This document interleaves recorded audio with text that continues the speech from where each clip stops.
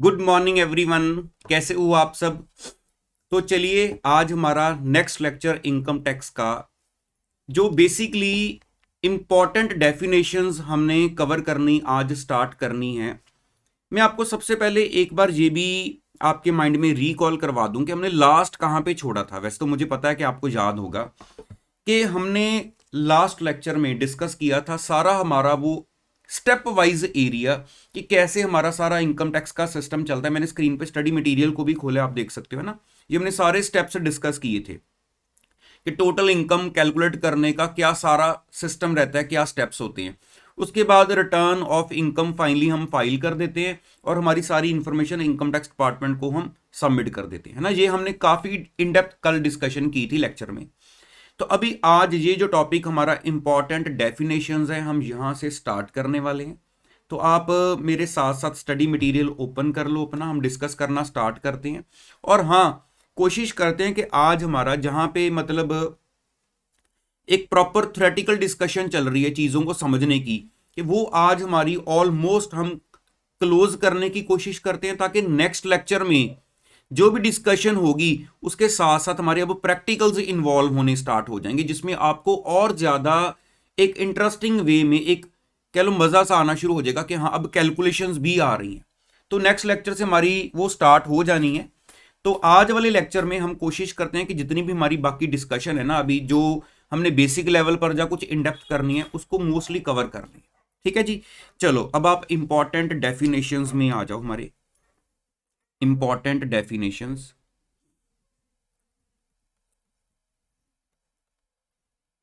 Important definitions.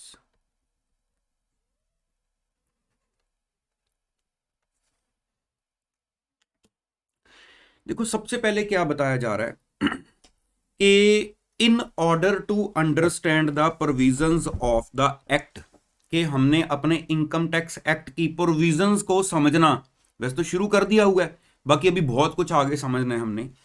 One must have a thorough knowledge of the meanings of certain की terms, कि जैसे जैसे act में कुछ की टर्म्स यूज होंगी, जैसे यहां पे क्या लिखा हुआ है फॉर एग्जांपल जैसे पर्सन, मैंने आपको थोड़ा बताया भी था है ना हमारे स्टार्टिंग वाले पहले दो लेक्चर्स में, कि पर्सन वर्ड हम ये सोचें कि पर्सन ठीक है, पता ही है पर्सन क्या होता है, लेकिन यहां पे पर्सन के अंदर इंडिविजुअल, एचयूएफ, कंपनी, फर्म, ऐसे किस किस को इंक्लूड करना है, कैटेगरीज है। तो इसलिए पर्सन की डेफिनेशन का पता होना जरूरी है।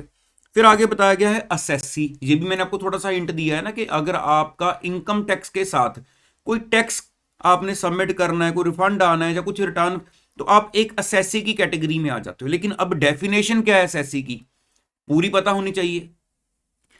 इनकम एटसेट्रा, मतलब इसके अलावा देखो उन्होंने यहां पे एक फॉर एग्जांपल दे रहे हैं कि पर्सन में क्या क्या होता है आपको पता होना चाहिए, असेसी में क्या होता है वो पता होना चाहिए, इनकम, इनकम टर्म का मतलब क्या है वो भी आपको पता होना चाहिए। तो ये तो जस्ट एक एग्जांपल है कि आपने पूरा इनकम टैक्स एक्ट की प्रोविजंस को समझना है, तो ऐसी बहुत सारी की टर्म्स हैं जिनके बारे में आपको नॉलेज होनी चाहिए। To understand the meanings of these terms we have to first check whether they are defined in the act, के पहले ये देखना पड़ेगा कि क्या ये टर्म्स एक्ट में डिफाइंड भी हैं इन इटसेल्फ, कि हमारे पास डेफिनेशन में बताई भी हुई है। अगर नहीं बताई हुई है तो फिर क्या करेंगे, है ना। ये सारा अब हमें बोल यहां पे बताया जाएगा। पहले आ गया terms defined in the act, के कुछ टर्म्स तो एक्ट के अंदर डिफाइंड है।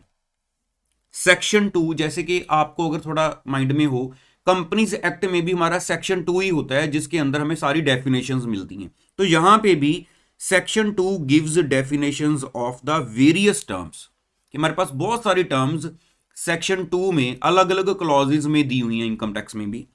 And expressions used therein if a particular definition is given in the act itself, कि अगर तो आपको कोई डेफिनेशन एक्ट के अंदर ही दी गई है, मान लो इनकम टैक्स एक्ट पढ़ रहे हैं तो एक्ट के अंदर डिफाइंड है, फिर तो कोई हमें और सोचने वाली बात ही नहीं है, फिर तो एक्ट ने खुद ही डिफाइन कर दिया। फिर मैं क्यों डिक्शनरी खोल के देखूं या उसके मीनिंग्स में कहीं और सर्च करूं, है ना। फिर तो मुझे पता है कि इनकम टैक्स एक्ट ने खुद डिफाइन कर दिया, तो इसका मीनिंग अब यही होगा। तो if a particular definition is given in the act itself we have to be guided by that definition, तो हमें वो डेफिनेशन जो है वही गाइड करेगी। For example the term perquisite, अब ये जो टर्म है ना, ये हमारा जब सैलरी वाला हेड स्टार्ट होना है, सैलरी, अब आपको आइडिया ना, हेड हमारे 5 हेड हैं, सैलरी वाला स्टार्ट होगा तो वहां पे देखना ये टर्म कितनी बार कॉमनली घूमनी है। शॉर्ट में एक सिंपल वर्ड्स में बता देता हूं परक्विजिट होता क्या है। देखो आपने सुना होगा, कई बार हम कहते हैं ना कि इस पर्सन की सैलरी, इस पर्सन की जॉब बहुत अच्छी लगी है, कंपनी ने इसको घर भी दिया हुआ है रहने के लिए, कंपनी ने इसको गाड़ी भी दी हुई है, कंपनी की तरफ से ये फैसिलिटी भी दी गई है, होता है ना नॉर्मली अच्छी पोस्ट पे, तो वो सारी जो फैसिलिटीज हैं उसको जो प्रोवाइड की गई हैं वो बेसिकली हम टर्म दे देते हैं परक्विजिट्स के, उसको परक्विजिट्स मिल रहे हैं। तो ऐसे परक्विजिट हम जब सैलरी चैप्टर करेंगे तो वहां पे हमारे पास प्रॉपर डेफिनेशन आएंगी इसकी परक्विजिट में क्या क्या आता है। तो for example the term perquisite has been defined under section 17(2) for the purpose of taxation of salaries. तो हमें सैलरी हेड में जाके इसकी प्रॉपर डिस्कशन मिलेगी कि परक्विजिट क्या है, और उन्होंने देखो क्लियरली बता दिया कि ये वहां पे डिफाइंड है। अब नेक्स्ट पॉइंट आ रहा है कि terms not defined under the act, कि अगर कोई डेफिनेशन किसी चीज का मीनिंग एक्ट के अंदर नहीं दिया गया है, फिर हमें कैसे पता चलेगा कि एक्ट इसके बारे में अगर वर्ड यूज कर रहा है तो इसका मतलब क्या है। तो कहते हैं if a particular definition is not given in the act, तो reference can be made to general clauses act और डिक्शनरीज। डिक्शनरी तो चलो सबको पता है कि डिक्शनरी खोल के मीनिंग देख लो। जर्नल क्लॉजेज एक्ट में आपको बता देता हूं कि जो हमारा इंटर का लॉ का सब्जेक्ट है उसमें अदर लॉज में आप खोल के देखना, एक हमारा जर्नल क्लॉजेज एक्ट भी आता है। तो ये चीज वहां पे हम इन डेप्थ देखेंगे कि अगर कोई चीज एक्ट के अंदर इन इटसेल्फ, मान लो इनकम टैक्स एक्ट पढ़ रहे हैं तो वहां पे नहीं डिफाइंड है, तो जर्नल क्लॉजेज एक्ट उसके बारे में हमारी कैसे हेल्प करता है, तो ये वो एक्ट हमें सारा बताएगा, हमारे सिलेबस का पार्ट ही है। ठीक है जी, चलो तो students should note this point carefully because certain terms like dividend, कि डिविडेंड का मतलब क्या है इनकम टैक्स में, उसके अलावा ट्रांसफर, जैसे ट्रांसफर एक जर्नल वे में सोचे ट्रांसफर क्या होगा कि मैंने अपनी चीज दूसरे को ट्रांसफर कर दी, ये वो टर्म है कि मान लो मैंने अपनी एसेट दूसरे को ट्रांसफर कर दी। ट्रांसफर वर्ड आपका बहुत कॉमनली यूज होना है कैपिटल गेन वाले हेड में जाके, डिविडेंड आपका बहुत कॉमनली यूज होगा अदर सोर्स में जाके। ठीक है, etcetera have been given a wider meaning in the income tax act 1961 then they are commonly understood. तो कहते हैं इनकम टैक्स ने इनके खुद कि डिविडेंड क्या है, ट्रांसफर क्या है, मीनिंग्स इनके जो है, इसका स्कोप है वर्ड्स का वो काफी वाइडर कर दिया है। ठीक है, तो some of the important terms defined under section 2 are given below. तो अब सेक्शन 2 में कुछ इंपॉर्टेंट डेफिनेशंस जो हमारे सिलेबस से रेलिवेंट है वो हमारे पास स्टडी मटेरियल में दी गई हैं, जिनको अब हम 1 बाय 1 करके डिस्कस करने लगे। ठीक है जी, क्लियर हो गया। तो मतलब अब हमें इनकम टैक्स को जब हम समझ रहे हैं, पढ़ रहे हैं, अगर तो कोई चीज एक्ट के अंदर डिफाइंड है फिर हमें वो मीनिंग देखना होता है, अगर कोई नहीं डिफाइंड है तो डिक्शनरी मीनिंग या जर्नल क्लॉजेस एक्ट की हेल्प ले सकते हैं। तो ये बेसिकली उनका कहने का मतलब है यहां पे। अब सबसे पहली जो अब डेफिनेशन हमारे पास आ रही है वो है असेसी। अभी तो मैंने आपको सिर्फ इतना बताया था कि जिसका भी इनकम टैक्स डिपार्टमेंट के साथ कोई कह लो डील होनी है, कोई हमने रिटर्न फाइल करनी है या कोई इनकम टैक्स डिपार्टमेंट के साथ कोई इंफॉर्मेशन प्रोवाइड करनी है, तो वो पर्सन असेसी बोला जाता है उसको। तो अब यहां पे आप डेफिनेशन में प्रॉपरली दिखोगे कि असेसी का मतलब क्या है। देखो क्या बताया जा रहा है, assessee means a person by whom any tax or any other sum of money is payable under this act in addition। तो पहले यहीं पे उन्होंने क्या डिफाइन कर दिया कि असेसी कौन है, ए पर्सन। अब यहां पे देखो पर्सन वर्ड भी आ गया ना कि असेसी एक पर्सन है, बाय whom एनी टैक्स और any other sum of money, कि कोई टैक्स या कोई और sum of money is payable under this act. कि मान लो एक पर्सन है, जेड एक पर्सन है, उसकी तरफ से कोई टैक्स देना है डिपार्टमेंट को, तो हम उसको असेसी बोलेंगे कि ये असेसी है, ये असेसी की डेफिनेशन में आ रहा है पर्सन। इन एडिशन, इसके अलावा, इट इंक्लूड्स, कि ये पर्संस भी जो हम आगे पढ़ने लगे इनको भी हम असेसी ही बोलेंगे, मतलब इंक्लूसिव हो गया पॉइंट कि इनको भी बीच में इंक्लूड करो। Every person in respect of whom any proceedings under this act has been taken for the assessment of, कि इनकम टैक्स एक्ट में किसी पर्सन के अगेंस्ट कोई प्रोसीडिंग्स स्टार्ट हुई हैं, ठीक है, कोई असेसमेंट के लिए, किस चीज की, ऑफ हिज इनकम, कि हमने तुम्हारी इनकम असेस करनी है कि तुम्हारी इनकम कितनी चल रही है, तो इट मींस उस पर्सन को असेसी बोला जाएगा। जैसे मैं बोलूं किसी को घर पे लेटर आ गई कि आप जी अपनी इंफॉर्मेशन हमें सारी प्रोवाइड करो, आप क्यों नहीं अपनी इंफॉर्मेशन दे रहे हमें, हमें सोर्सेज से पता चला है कि आपकी इतनी इनकम है, आपने डिस्क्लोज नहीं की है, तो इट मींस आप असेसी की डेफिनेशन में आ गए। या फिर और the income of any other person in respect of which he is accessible, या तो एक पर्सन की अपनी इनकम या किसी और की इनकम के लिए ये असेसेबल है, तो भी वो पर्सन असेसी की डेफिनेशन में आ जाएगा। The loss sustained by him और बाय सच अदर पर्सन, क्योंकि दोनों पर्सन की बात हो रही है, या तो वो पर्सन आप जिसकी इनकम की हम बात कर रहे हैं, या जिसके लिए वो लायबल है कि उस पर्सन की जो भी प्रोसीडिंग्स है, मतलब वो मेरी जिम्मेवारी या लायबिलिटी है कि मैं इनकम टैक्स डिपार्टमेंट तक लेके जाऊं। इट मींस अगर इनकम की बात कर रहे हैं तो यहां पे लॉस भी तो साथ में आएगा ना, क्योंकि कभी इनकम हो सकती है, कभी लॉस हो सकता है, तो इसलिए चाहे इनकम है अपनी या जिस भी के लिए वो असेसेबल है, या फिर लॉस है अपना या जिसके लिए भी वो असेसेबल है, ठीक है। The amount of refund due to him और टू सच अदर पर्सन, हर जगह पे वो देखो दोनों चीजें साथ ही चल रही हैं। बात हुई है इनकम की, लॉस की, रिफंड की, किसका, उसका अपना या जिसके लिए भी वो सच अदर पर्सन वर्ड यूज किया जा रहा है, तो इट मींस हम इसको असेसी की डेफिनेशन में इस पर्सन को मान के चलेंगे। उसके अलावा every person who is deemed to be an assessee, कि इसको असेसी माना जा रहा है under any provisions of this act. उसके अलावा every person who is deemed to be an assessee in default under any provisions of this act, कि for example अगर मैं आपको यह बोलूं कि किसी पर्सन ने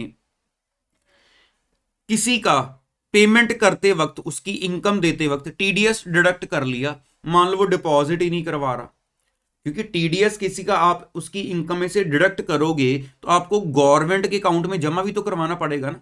आप सोचो प्रैक्टिकली, मेरे को कहीं से इनकम आई है, मेरे को इनकम जब आई तो उन्होंने मेरा टीडीएस डिडक्ट कर लिया, मान लो 1 लाख रुपीज आए हैं और उसमें से सपोज कर लो 10,000 मेरा टीडीएस कट गया, ठीक है।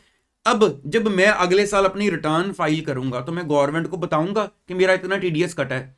अब गवर्नमेंट बोलेगी आपका टीडीएस हमारे पास पहुंचा ही नहीं, तो इट मींस उस बंदे ने गड़बड़ की जिसने टीडीएस डिडक्ट किया, तो ऐसे किसी की तरफ से डिफॉल्ट भी हो सकता है। या जैसे हम कह रहे हैं deemed to be an assessee या किसी और के लिए लायबल है। अब मान लो कोई पर्सन, जैसे हम एग्जांपल ले सकते हैं कि मान लो कोई पर्सन है जिसके रिगार्डिंग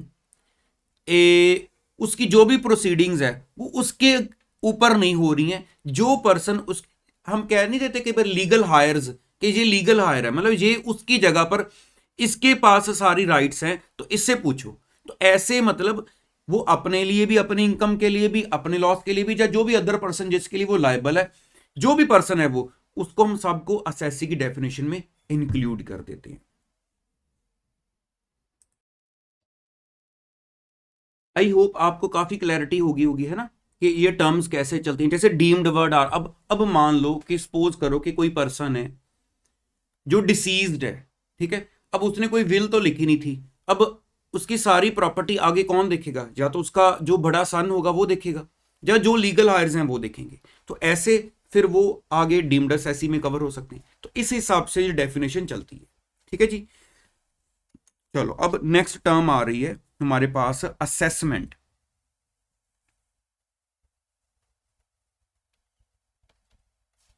जो जो भी साथ में सेक्शन या साथ में क्लॉज मेंशन है वो रीड करते जाओ। जैसे असेसी का था सेक्शन 2 क्लॉज 7, ऐसे असेसमेंट का आ गया सेक्शन 2 क्लॉज 8 के दिस इज द प्रोसीजर। अब देखो आपको असेसी क्लियर है तो ऑटोमेटिकली माइंड में आ जाएगा असेसमेंट क्या होगा, उसका सारा इनकम का जो भी हमने गवर्नमेंट ने हिसाब किताब लगा लिया वो असेसमेंट होगी। तो this is the procedure by which the income of an assessee is determined. तो it may be by way of normal assessment या by way of reassessment of an income previously assessed. कि एक तो normal assessment हुई कि आपने जो भी अपनी इनकम गवर्नमेंट तक लेके गए कि मेरी ये इनकम है, तो उन्होंने सारा असेस किया, फाइनली ओके था। जब मान लो ऑलरेडी एक इनकम असेस हो चुकी थी, उसको रीअसेस किया गया, लेकिन ये जो सारा प्रोसीजर है असेसमेंट का, ये इंटर लेवल पर नहीं है, ये हमारा फाइनल लेवल पे जाके आना है। ठीक है, तो आपको पूरे सिलेबस में कहीं पर भी असेसमेंट के बारे में इन डेप्थ डिस्कशन नहीं मिलेगी। ठीक है जी, चलो, क्योंकि ये एरिया बेसिकली आ जाता है अथॉरिटीज के व्यू पॉइंट से, इनकम टैक्स अथॉरिटीज, और वो सारी डिस्कशन फाइनल लेवल पे चलती है सीए फाइनल में। अब नेक्स्ट डेफिनेशन देखो हमारे पास आ रही है पर्सन की। पर्सन, ये तो आपको एक कॉमन टर्म आपने देख लिया होगा, काफी घूम रही है हमारे पास, है ना, कि सेक्शन 2 क्लॉज 31 के पर्सन में क्या आता है। The definition of assessee leads us to the definition of person as the former is closely connected with the latter. तो term person is important from another point of view also. The charge of income tax is on every person. तो यहां पे person का मतलब क्या है, तो आप ये सर्कल बने हुए देख रहे होंगे कि अगर आपने नंबरिंग करनी है तो हर सर्कल में नंबरिंग कर सकते हो। जैसे नंबर 1 आप इंडिविजुअल देख लो, नंबर 2 आप HUF देख लो, नंबर 3 हमारे पास कंपनी आ गई, नंबर 4 हमारे पास फर्म आ गई, नंबर 5 हमारे पास AOP या BOI। ठीक है, ये हमारे पास अभी डेफिनेशन आने वाली है। फिर आ गया number 6 local authority, number 7 artificial juridical person. अगर मैं AOP BOI को अलग अलग कर दूं फिर आपको 8 पॉइंट्स नजर आएंगे। अदरवाइज नॉर्मली हम AOP BOI को एक कॉमन डिस्कशन देके पर्सन में 7 कैटेगरीज मान के चलते हैं कि 7 हमारे पास डेफिनेशंस है पर्सन के अंदर के, कौन कौन पर्सन के अंदर आता है। तो अब 1 बाय 1 हमारी डिस्कशन होगी कि we may briefly consider some of the above 7 categories of assessees. आगे ना देखो कि ये 7 कैटेगरीज हैं हमारे पास। ठीक है, each of which constitute A separate unit of assessment और ए सेपरेट टैक्स एंटिटी। मतलब इनकम टैक्स के व्यू पॉइंट से हम इनको एक सेपरेट पर्सन मान के चलते हैं। सबसे पहले आ गया इंडिविजुअल, कि इंडिविजुअल क्या है। इनकम टैक्स में पर्सन की डेफिनेशन में इंडिविजुअल कंसिडर होता है कि अब इंडिविजुअल कौन है। वैसे तो इंडिविजुअल की डेफिनेशन बड़ी सिंपल सी, खुद भी रीड करोगे तो भी ओके है कि the term individual means only a natural person that is a human being, उसको हम इंडिविजुअल बोल देते हैं। It includes both males and females. It also includes a minor और a person of unsound mind, वो भी इंक्लूड होते हैं इंडिविजुअल में। लेकिन अभी जैसे हमने ऊपर पढ़ा असेसी, असेसी की डेफिनेशन में वो पर्सन भी आ जाते हैं जो चाहे अपनी इनकम के अलावा किसी और की इनकम के लिए लायबल हैं, गवर्नमेंट को रिस्पॉन्स देने के लिए। तो ऐसे ही यहां पे but the assessment in such a case में be made on the guardian और मैनेजर ऑफ द माइनर और लुनेटिक। तो असेसमेंट हो सकता है किसी और के ऊपर इन चीजों को लेकर, who is entitled to receive his income. ठीक है, तो in the case of deceased person assessment would be made on the legal representative. तो असेसमेंट जो है वो लीगल रिप्रेजेंटेटिव की होगी उसकी, क्योंकि जो तो डिसीज्ड है वो थोड़ी अब कैसे रिस्पॉन्स दे सकता है ना। तो ऐसे मतलब हमारे पास ये वो भी इंडिविजुअल की कैटेगरी में काउंट होगा। ठीक है जी, मतलब यहां पे आपका जो असेसी वाला डेफिनेशन थी वो भी और क्लियर हो गई है कि उसमें इतने सारे दूसरे की इनकम के लिए कौन लायबल होगा। अगर माइंड में ऐसे क्वेश्चन आएंगे तो यहां पे आपको क्लियर हो गया कि कोई माइनर है या कोई अनसाउंड माइंड का पर्सन है वो भी इंडिविजुअल की डेफिनेशन में आते हैं, लेकिन उनके बिहाफ पर लायबल कोई और होता है। तो but the assessment in such a case में be made on the guardian और मैनेजर। तब वो जो गार्डियन और मैनेजर है वो अपनी इनकम के अलावा इनकी इनकम के लिए भी लायबल है, जिनके हैंड में इनकी इनकम जा रही है। चलिए आगे चलो, नेक्स्ट आ गया HUF के। HUF क्या है। अब आपने ये काफी +2 लेवल पढ़ा होता है, मुझे पता है कि HUF है ना, हिंदू अनडिवाइडेड फैमिली, लेकिन यहाँ पे थोड़ी इन डेप्थ डिस्कशन चल रही है। नॉर्मली कई बार ये डिस्कशन होमवर्क में दे दी जाती हैं कि आप इनको पढ़ लेना, ये आपके अपने लेवल का है, लेकिन नहीं, मैं आपकी क्लास में ही सारी डिस्कशन करूंगा ताकि कोई आपको टेक्निकल टर्म मिले तो वो साथ ही हमारी डिफाइन हो जाए। अब देखो क्या लिखा हुआ है कि under the income tax act 1961 a Hindu undivided family is treated as a separate entity for the purpose of assessment. कि अगर आप एज HUF कोई बिजनेस कर रहे हो, HUF जैसे आपने सुना होगा ना, HUF में एक मेन हेड मेंबर होता है, कर्ता होता है। तो अगर आप एज HUF कोई बिजनेस कर रहे हो तो एज HUF आपकी असेसमेंट होगी। चाहे उस एचयूएफ में आगे जो को पार्टनर हम बोल देते हैं वो पर्सन होते हैं, लेकिन एज एचयूएफ एक सेपरेट एंटिटी मानी जाती है कि आपको एज एचयूएफ अपनी रिटर्न फाइल करनी पड़ेगी कि एचयूएफ ने कितना पैसा कमाया। तो it is included in the definition of the term person under section 2 clause 31। The levy of income tax is on every person, therefore income tax is payable by a HUF. Hindu undivided family has not been defined under the Income Tax Act. The expression is, however, defined under the Hindu law as a family which consists of all males lineally descended from a common ancestor and includes their wives and daughters. तो मतलब income tax act ने कहते हैं नहीं इसको define किया, लेकिन अगर हम हिंदू लॉ को देखें तो वहां पे हमें एज ए फैमिली ये डेफिनेशन मिलती है इस चीज की। ठीक है, तो some members of the HUF are called co partners, कि एचयूएफ के कुछ मेंबर्स को को पार्टनर्स बोलते हैं। They are related to each other and to the head of the family, कि उनका आपस में भी रिलेशन है और जो हेड है फैमिली का उसके साथ तो चलो होना ही होना है।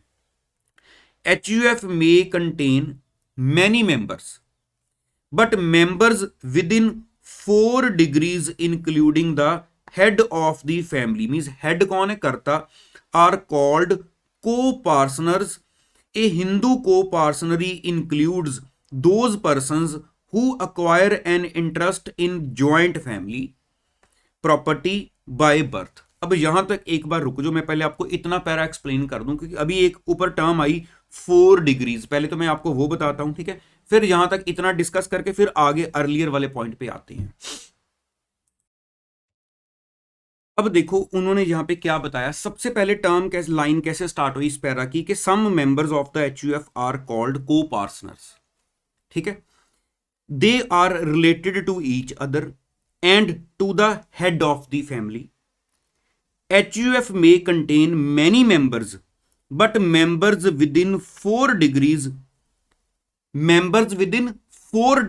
including the head of the family, जिसको हम कर्ता भी बोल देते हैं, are called co-partners। अब co-partners कौन है, कहते हैं मेंबर तो बहुत सारे होते हैं HUF में, लेकिन co-partners किनको बोला जाता है, जो 4 डिग्रीज में आते हैं। जैसे उन्होंने बोला इंक्लूडिंग दी हेड, मान लो एक मैं बोलूं हेड है जो मेन है, जिसके पास पहले नंबर पर वो सारी प्रॉपर्टी है।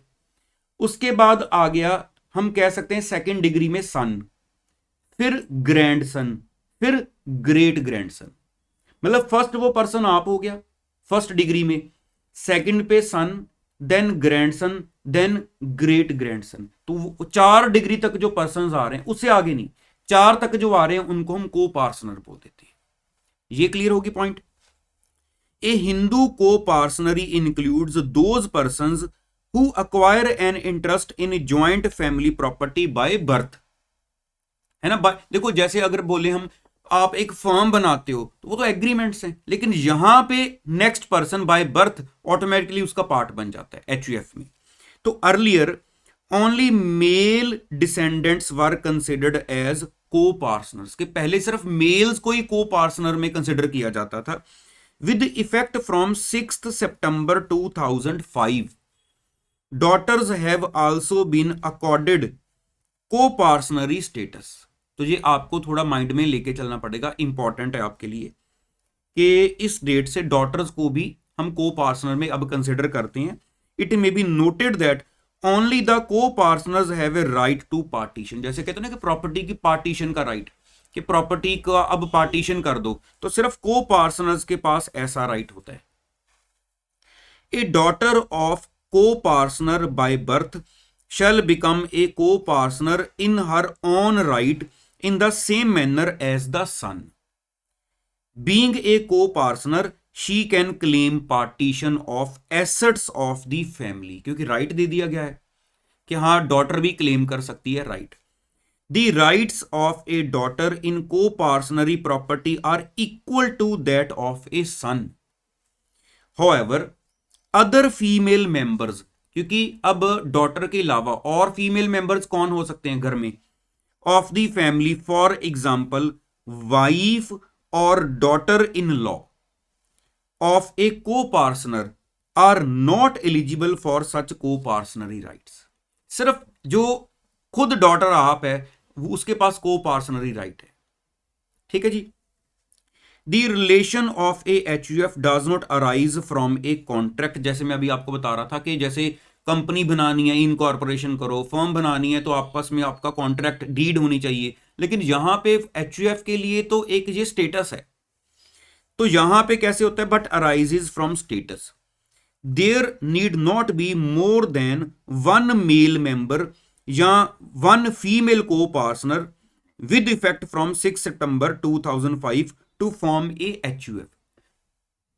कि आपको एज ए एचयूएफ कंसिडर करना है, तो ये नहीं कि कितने सारे मेंबर्स हों, कहते there need not be more than one, कि एक मेल मेंबर भी एचयूएफ बन सकता है या वन फीमेल को पार्टनर भी हो सकती है। The Income Tax Act 1961 also does not indicate that a HUF as an assessable entity must consist of at least 2 male members और 2 co-partners। ऐसा कहीं भी मेंशन नहीं है कि 2 होने चाहिए कम से कम। Under the Income Tax Act 1961, Jain undivided families, क्योंकि मेन वर्ड चल रहा है HUF, तो क्या ये अलग हो जाएंगे?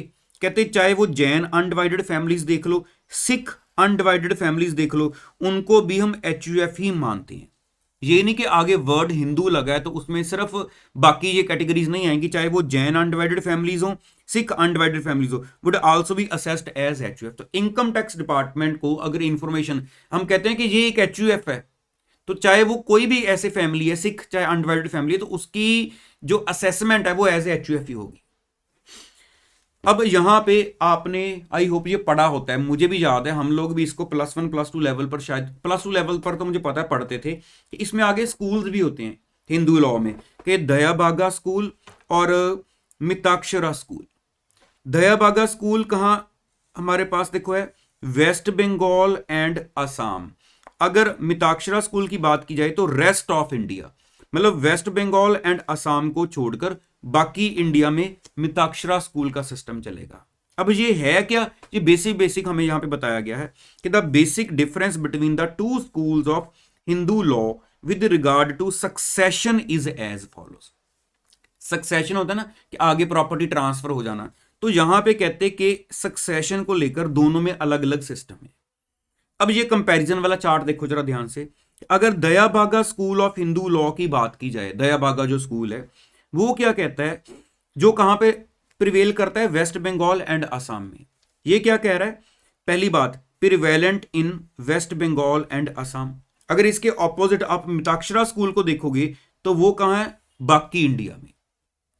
अब अगर दयाबागा स्कूल की बात की जाए तो उसमें क्या बताया जा रहा है कि nobody acquires the right share in the property by birth as long as the head of family is living. जब तक हेड जिंदा है तो बर्थ पर जो हमारे पास आगे पर्संस एड ऑन हो रहे हैं फैमिली में, उनके पास राइट नहीं आता कि सिर्फ जैसी बर्थ हुई तो वो राइट आ जाए उनके पास प्रॉपर्टी में। तो कहते हैं nobody acquires the right या share in the property by birth as long as the head of family is living. Thus the children do not acquire any right share in the family property as long as his father is alive। ठीक है, and only on death of the father the children will acquire right share in the property। hence the father and his brothers would be the co-partners of the HUF। तो जो father है, जो आगे father के brother हैं, वही को-पार्टनर्स माने जाएंगे, आगे चिल्ड्रन नहीं, जब तक मेन हेड जिंदा है। ठीक है, अब अगर बात की जाए मिताक्षरा स्कूल में जो वेस्ट बंगाल और असम को छोड़ के बाकी इंडिया में प्रिवेल करता है, कहते one acquires the right to the family property by his birth. तो यहां पे बर्थ पर ही राइट आ जाता है, and not by succession irrespective of the fact that his elders are living. तो यहां पे एल्डर्स लिविंग है वो चीज मैटर नहीं करेगी, बर्थ पर ही राइट आ जाएगा। Thus every child born in the family acquires a right या share in the family property. तो जैसे बर्थ होता है तो उनके पास वो राइट आ जाता है। तो आई होप यहां तक आपको ये सारा क्लियर हो गया ना कि इंडिविजुअल और एचयूएफ की डेफिनेशन क्या कह रही थी। अब इसके बाद देखो हमारे पास जो नेक्स्ट कंपनी को डिफाइन किया गया है यहां पे कि पर्सन के अंदर कंपनी भी इंक्लूड होती है। अब कंपनी जो टर्म है ना, वो मैं आपको पहले बता दूं, यहां पे थोड़ा टेक्निकल लेवल पे चलनी है, तो आप इतनी ज्यादा टेंशन ना लेना कि ये क्या लेवल चल रहा है, मतलब मेरे को अंडरस्टैंडिंग पूरी होगी आपको, लेकिन अब आप सोचोगे टेक्निकल चीजों को रिकॉल करना, तो यहां पे इतना ज्यादा मैटर नहीं करता। ठीक है, मैं आपको कोई चीज ऐसे नहीं कहना चाहता कि इसको छोड़ ही दो, हमने डिस्कस करना है, क्योंकि आपको एक बेसिक अंडरस्टैंडिंग होनी चाहिए हर चीज की। वैसे भी मैंने आपको बता दिया कि आज वाले लेक्चर के बाद हमारा प्रैक्टिकल एरियाज स्टार्ट हो जाने हैं, तो इसलिए इनको थोड़ा इन डेप्थ समझ लेते हैं एक बार। ठीक है, अब देखो कंपनी के बारे में क्या कहा जा रहा है कि for all purposes of the act the term company has a much wider connotation than under the companies act. कि अगर हम कंपनीज एक्ट में देखें कंपनी का मतलब क्या होता है, और एज इनकम टैक्स देखें कि कंपनी का मतलब क्या है, तो यहां पे इनकम टैक्स में कंपनी का जो स्कोप है वो बहुत वाइड है, स्कोप बहुत वाइडर है। Under the act the expression company means कि इनकम टैक्स में जब टर्म कंपनी यूज होती है तो उसमें इनकम टैक्स का क्या मतलब होता है कंपनी से, तो कहते company means any Indian company as defined in section 2 clause 26। It means सबसे पहले तो हमें यह पता होना चाहिए कि इंडियन कंपनी क्या है, वो हमारे पास नेक्स्ट पेज पे डिफाइंड है कि इंडियन कंपनी क्या होती है। ठीक है, पहले माइंड में ये ले आओ कि जब भी इनकम टैक्स में वर्ड कंपनी आता है तो इट मींस एक तो इंडियन कंपनी की जो डेफिनेशन है वो सारी कंपनीज तो हमारे पास कंपनी की यहां पे कंसिडर होनी है, उसके अलावा और एनी बॉडी कॉर्पोरेट, कोई भी और body corporate incorporated by or under the laws of a country outside India. मतलब अगर कोई बॉडी कॉर्पोरेट इंडिया से बाहर इनकॉर्पोरेट हुई है, आप इन शॉर्ट में कह सकते हो एनी फॉरेन कंपनी। देखो आपके पास यहां पे लिखा भी हुआ है लाइन में, है ना, एनी फॉरेन कंपनी। तो इट मींस अगर मैं कंपनी की बात करूं कि कंपनी का मतलब क्या है, तो कहते हैं चाहे वो इंडियन कंपनी हो चाहे वो फॉरेन कंपनी हो, ये दोनों तो हमारी डेफिनेशन में आनी ही आनी है। ठीक है, चाहे वो इंडियन कंपनी है चाहे वो फॉरेन कंपनी है, हमने अपनी डेफिनेशन में कंसिडर करना ही करना है। तो अब आपकी माइंड में ये होगा कि इंडियन कंपनी फिर कौन सी होती है, जब फॉरेन कंपनी क्या है, वो अभी हमारा आगे सारी डिस्कशन आ जानी है। इसके अलावा कंपनी में 3 और 4 दो और कैटेगरीज कवर की गई हैं। मतलब कंपनी में उन्होंने 4 पॉइंट बोले हुए हैं, इंडियन कंपनी होगी, फॉरेन कंपनी होगी। अब ये 3rd 4 क्या कह रहा है, ये भी एक बार एक हल्का हल्का व्यू ले लो कि क्या कह रहे हैं। एनी इंस्टीट्यूशन एसोसिएशन और body which is assessable or was assessed, कि जो अभी असेसेबल है या उसको असेस किया जाता था as a company for any assessment year under the income tax act 1922, या फिर for any assessment year commencing on और before 1 April 1970 under the present act. तो इस कैटेगरी वाली कंपनीज को भी हम इनकम टैक्स में कंपनी ही मान के चलेंगे। एक बार दोबारा रीड कर देता हूं आपके साथ कि एनी इंस्टीट्यूशन एसोसिएशन या फिर body which is assessable or was assessed, कि उसको असेस किया जाता था, was assessed as a company, के इसको कंपनी मानते हम, for any assessment year under the Indian income tax act 1922। ठीक है, उस वक्त के टाइम पर जो भी हमारा इनकम टैक्स एक्ट था उसके हिसाब से हम इस एक एसोसिएशन को कंपनी मानते थे। या फिर for any assessment year commencing on और before 1 April 1970 under the present act, तो उसको हम कंपनी कंसिडर करके चलेंगे हमारे जहां पर भी कंपनी वर्ड यूज होता है इनकम टैक्स में। इसके अलावा लास्ट 4th क्या कैटेगरी है, एनी इंस्टीट्यूशन एसोसिएशन और बॉडी वेदर इनकॉर्पोरेटेड, मतलब चाहे इनकॉर्पोरेशन हुई है या नहीं हुई और नॉट, एंड वेदर इंडियन और non Indian which is declared by general और special order of the CBDT means central board of direct taxes to be an Indian company to be a company for such assessment years as may be specified in the CBDT's order. मतलब उन्होंने अपने हिसाब से अगर किसी को declare कर दिया कि इसको हमने कंपनी मानना है तो उसको फिर कंपनी कंसिडर किया जाएगा।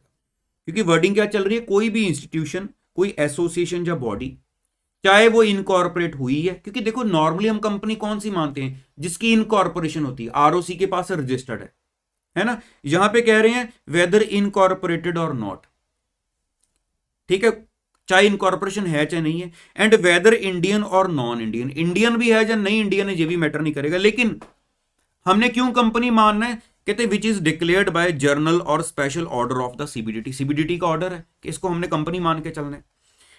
To be a company for such assessment years, कि इतने साल तक हम इसको कंपनी कंसिडर करेंगे तो फिर उसको कंपनी मानेंगे। तो ये बेसिकली हमारे पास एक डेफिनेशन है कंपनी की। तो इसमें आप ये ना सोचना कि मैं कैसे रिकॉल करूं, पेपर में कैसे लिखूंगा, दो चार बार एक रीड कर लेना, अब माइंड में चीजें बैठ जाती हैं। देखो इतना तो बैठ गया होगा, मुझे पता है कि 4 कैटेगरीज वो कंसिडर कर रहे हैं, इंडियन कंपनी होगी, फॉरेन कंपनी होगी, एक ये आ गया 1922 से पहले क्या था या 1970 से पहले क्या था 1 अप्रैल से, है ना, या उसके अलावा जिसको भी वो डिक्लेयर करते हैं सीबीडीटी। इतना तो बैठ गया होगा ना, एक दो बार और रीड करोगे बैठ जाएगा, क्योंकि एमसीक्यू में कहां क्या पूछ लिया जाए उसका हम कुछ नहीं कह सकते। तो अगर माइंड रेडी होता है कि ऐसा आया तो मैं छोड़ जाऊंगा, बहुत सारे बच्चे ऐसा माइंड मेकअप करके चलते हैं कि ये नहीं पढ़ने हमने, तो ये चीजें तब मुश्किल होती हैं अगर एग्जाम के टाइम पे जाके पढ़ोगे तो आपको फ्रस्ट्रेशन देती हैं कि ये पता नहीं क्या है, मेरे को नहीं समझ लग रहा कंपनी क्या है। आज पढ़ के 2 बार पढ़ो, रीड करोगे तो आपको सब कुछ ओके लगेगा। चलो अब आगे क्लासेस ऑफ कंपनीज आगे, है ना, क्लासेस ऑफ कंपनीज, जिसमें सबसे पहले आ रहा है हमारे पास डोमेस्टिक कंपनी। अब डोमेस्टिक कंपनी की क्या डेफिनेशन है, आप एक बार ये देखो सबसे पहले कि डोमेस्टिक कंपनी के बारे में क्या कहा जा रहा है।